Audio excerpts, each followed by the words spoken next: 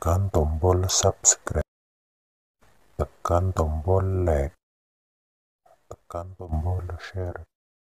Saya masih ingat Mbah Ahmad Siddiq itu sangat loyal sama yang namanya negara. Kita tahu beliau adalah termasuk orang yang bintang ketika Muktamar Situbondo, ketika NU pertama kali nerima asas tunggal yaitu Pancasila. Kayak apa ulama-ulama kita, ya mulai Mbah Ahmad Siddiq, Mbah Ali Maksum, Gus Dur, Mbah As'ad, semuanya lah, termasuk Mbah Mun, semuanya loyal sama negara sehingga NU menerima asas tunggal. Itu saya masih ingat karena bapak dulu perwakilan dari NU cabang Lasem. Beliau pernah ngundang Mbah Ahmad Siddiq di sini. Zaman itu zaman Pak Dzofar, ikut ngundang ke sini. Bapak saya, itu saya menangi beliau ngisi pengajian di hallnya buyut saya, Mbah Umar bin Arabi. Jadi saya ini zuriatnya Mbah Umar bin Arabi, sama dengan keluarganya Ki Hamid Pasuruan. Itu beliau cerita bahwa kemenangan Islam itu tidak harus kita yang menang kangelan. Kadang Allah bikin orang lain yang kangelan, kita yang ikut menang. Jadi dulu kata beliau, banyak ulama ketika kita diserang Jepang, saya masih ingat, saya karena pas itu ikut ke Lasem, karena saya santri sarang bangun misi di Lasem, saya ikut di Lasem karena saya masih keluarga. Itu ulama-ulama itu mimpi dibacakan ayat Ghulibatir Rum fi adnal ardi wa hum min ba'di ghalabihim sayaghlibun fi bid'i sinin lillahil amru min qablu wa min ba'du wa yawma idzi yafrahul mu'minun. Itu dulu itu ada pertarungan besar antara kerajaan Romawi dan kerajaan Persia. Kita tahu Romawi itu Nasrani. Saya ulang lagi, Nasrani. Nasrani itu percaya adanya Allah, adanya Tuhan, dan percaya adanya kitab samawi. Sementara musuhnya itu Persia, orang yang tidak bertuhan, tidak berdasar kitab samawi. Ketika Persia mengalahkan Romawi, itu orang Islam ikut susah karena terus dibully sama orang-orang kafir Mekah. Orang kafir Mekah adalah orang yang tidak punya kitab samawi. Katanya orang kafir Mekah, iku lho balamu jute duwe kitab jarene di hubungan mbek langit, nyatane perang keok. Paling kon ya padha. Jadi ada analogi bahwa kalahnya orang Nasrani itu dianggap simbol kekalahan orang yang bertautan atau berhubungan dengan langit. Akhirnya orang Islam susah. Saking susahnya orang Islam sampai Abu Bakar itu tanya, ya Rasulullah, lalu orang Romawi menang itu kapan?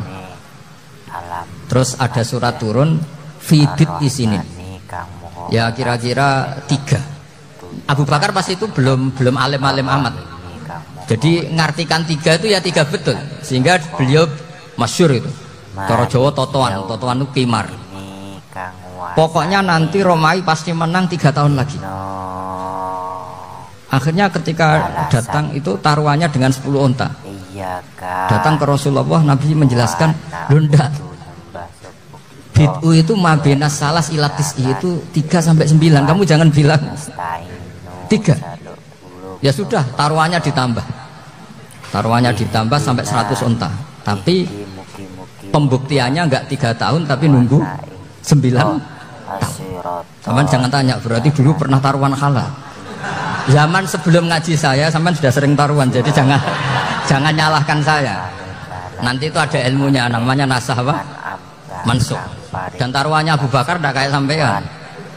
Taruhan yang sangat-sangat demi Islam, bukan demi hadun nafsi. Betul. Ketika tahun ke-7 orang Islam itu menang. Gila ya, tahun 9 itu umat Islam menang. Menangnya umat Islam mengalahkan musyrik Mekah itu di Badar. Romawi mengalahkan Persia. Gara-gara Romawi mengalahkan Persia itu cara berpikir orang itu rubah. Ternyata langit itu ada, kekuatan langit itu ada. Sehingga meskipun akhirnya orang Kristen bilang ada Trinitas, terus mereka keliru dalam mengartikan Isa, tapi ada sekian nabi yang mereka sebut dan mereka hormati. Ada sekian kesamaan. Sehingga dalam Islam, saya ulang lagi, dalam Islam, andai kan disuruh milih orang komunis sama orang Nasrani, Islam tentu sama-sama kerjasama, milih sama yang Nasrani, karena ini ahli kitab, kerjasama loh, bukan milih menjadi Nasrani. Nanti kamu salah paham, senengannya terus bully. Itu semangatnya pasti hasad. Nah, terus lalu relevansinya dengan Indonesia gimana? Wa yauma idzi yafrahul mu'minun. Ketika orang Romawi yang punya kitab samawi mengalahkan Persia yang tidak punya kitab samawi, itu orang Islam ikut bunga, ikut gembira. Itu semua kiai banyak yang mimpi seperti itu. Ini cerita Pak Ahmad Siddiq. Saya dengarin. Ternyata betul. Jepang itu nggak dikalahkan Indonesia. Jepang, Hiroshima dan Nagasaki dibom oleh apa? Sekutu. Akhirnya Jepang pulang. Pas Jepang pulang, Indonesia merdeka. Itu dulu kiai-kiai sudah nakwil bahwa menangnya Indonesia itu tidak harus mengalahkan penjajah. Pokoknya nanti penjajah ada yang mengalahkan. Jadi Indonesia, orang Islam zaman itu tidak bisa mengalahkan Persia. Yang mengalahkan itu Romawi. Tapi orang Islam ikut gembira. Itu sebenarnya wa yauma idzi yafrahul mu'minun binasrillah.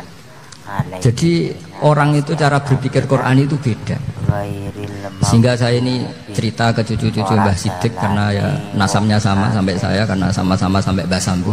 Bedanya keluarga saya lewat Mbah Abdul Azim, kalau yang keluarga sini lewat namanya Mbah Yusuf. Itu saudara sama Mbah Abdul Azim sama-sama sampai Mbah Sambu.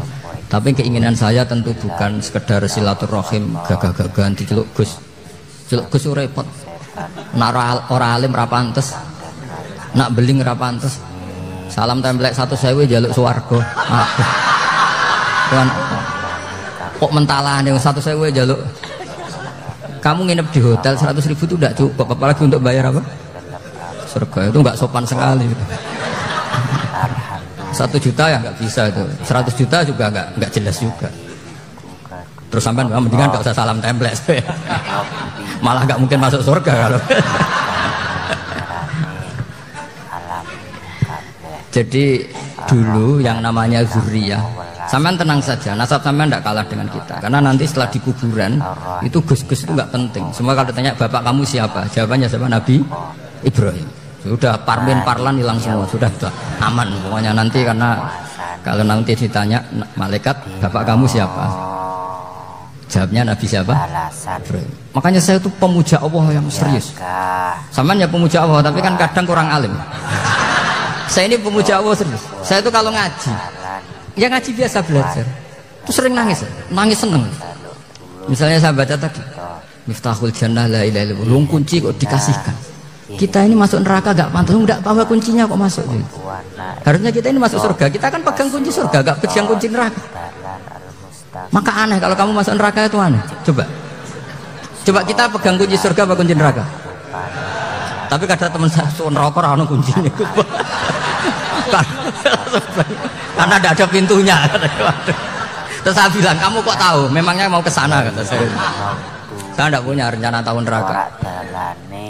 Karena nanti di antara syafaatnya Quran itu orang kalau mau masuk neraka tidak jadi. Ya nggak apa-apa ya, diatur sendiri. Jadi di antara syafaatnya Quran itu orang nggak jadi masuk neraka. Jadi syafaat itu ada 2, dari neraka diangkat ke surga, dan itu bisa lama itu. Tapi kalau syafaatnya Quran itu yang belum masuk neraka supaya nggak jadi masuk. Karena neraka juga punya aturan, dia juga kena aturan fikih. Jadi, loh betul ini, tak ada hujan. Jadi kena konstitusi apa? Fikih. Sama tak ceritani syafaatnya Quran itu. Ada orang itu beling itu fasik. Itu dihafal surat Tabarok. Hafal betul. Tabarakalladzi biyadihil mulku wa huwa ala kulli syai'in qadir alladzi khalaqal mauta wal hayata. Pertanyaannya gini, boleh enggak orang menginjak surat Baqarah? Boleh enggak? Enggak. Padahal orang hafal Quran itu artinya ayat itu ada di hatinya. Fa inna wa ta'ala la yu'adzibu qalban wa al-Qur'an. Allah tidak akan menyiksa hati yang menyimpan Quran, yang jadi flash disknya Quran, yang jadi rekaman Quran. Singkat cerita orang ini hafal. Pas ketemu Mungkar Nakir prosedur kan, ini orang fasik mau diantemin sama Mungkar Nakir. Prosedur ya, dia kan prosedur standar. Si surat Tabarok akhirnya menjelma jadi seseorang yang gagah berani. Kamu nggak boleh nyiksa orang ini. Saya ini kalamu. Kalau kamu nyiksa dia berarti nyiksa saya. Kamu berani sama kalamu. Wah ya tidak berani jadi Mungkar Nakir. Tapi orang itu nakal, harus saya gebukin. Tapi kata Quran tadi, tapi saya di situ pasti kena saya. Oh debat, nggak ada lajnahnya ini nggak ikut. Kalau Gus Wirjon ikut jadi lajnah. Kalau jadi lajnah pasti kroninan. Kalau santrinya dimenangkan. Wah, akhirnya debat. Ya sudah kita ketemu Allah. Akhirnya Mungkar Nakir sama Quran tadi surat Tabarok datang sowan sama Allah.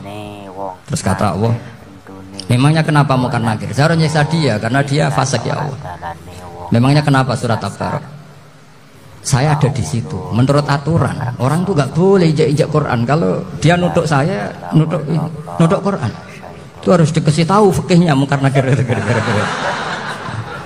Akhirnya Allah ngendikan gini ke surat Tabarok, ya sudah terserah kamu. Kalau terserah pulau Gusti, Mungkar Nakir nggak boleh nyentuh orang ini. Ya sudah selamat.